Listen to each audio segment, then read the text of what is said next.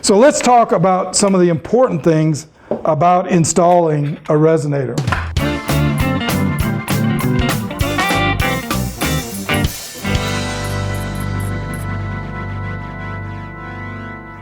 Installing a resonator is really a very precise operation. On a lot of the other things you do, you have a little bit of a wiggle room because some of those components can be adjusted. For example, a normal bridge has a lot of adjustment. If you get within 1/4 of an inch, you can adjust it and get that scale length right. You don't have the same flexibility with a resonator. There are some things you can do with a neck, but for the most part, you need to be pretty precise. And let's talk about this. Here's a little tip. Get some shelf paper. Buy it at Walmart, just plain old white shelf paper. What I've done is I've covered this box because, again, it's very critical that I know exactly where I'm going to put this cone. I've got a neck here, and again, it's 25-inch scale length. So what I've done is I'm sliding my cover onto the neck, taking my tape measure, I'm measuring down, and I'm putting a mark at 25.5 because that's the scale length, 25.5 inches. Then I used my squares. I drew a line perpendicular across there. I have a center line running up the center.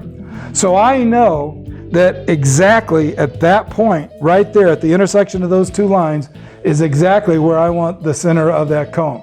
Now there's a little bit of wiggle room and we'll talk about it, but it's very critical that we know exactly where that location is, and it's exactly 25.5 inches away. Well, the next step is cutting that out, cutting that hole out. And we are offering a tool, going to have it available on our website, that we think will make that easier. And what it is basically a template. And the template has a couple of guide marks. And again, if you've marked your lines, you can simply lay this template on there, line it up. There's holes here, and then we're going to adjust with the side holes, with the side marks. And so now, based upon these marks, I now know exactly where that resonator cone should go. And I come in, hold this down, and I mark it, and now I've got the hole that I need. And by the way, for a 6-inch resonator cone, the hole needs to be about 5¼ inches. So you can come back now, however you want to cut this. Maybe you have a jigsaw, maybe you have a handsaw, maybe you use a Dremel tool. There's a lot of different ways of cutting this hole. You can cut it, file it, sand it, and get it perfectly round so it would look basically like this. Drop in your resonator cone and you're good to go.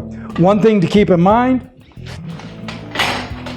these lines here are really helpful, because what that could do is, again, the way these covers are made, you can now line up a top and a bottom, and that'll get it in the center this way. You can line up these holes over here, and that will get it lined up this way. Drill your holes, and that will make sure that the resonator cone is centered right over that center mark that's very critical.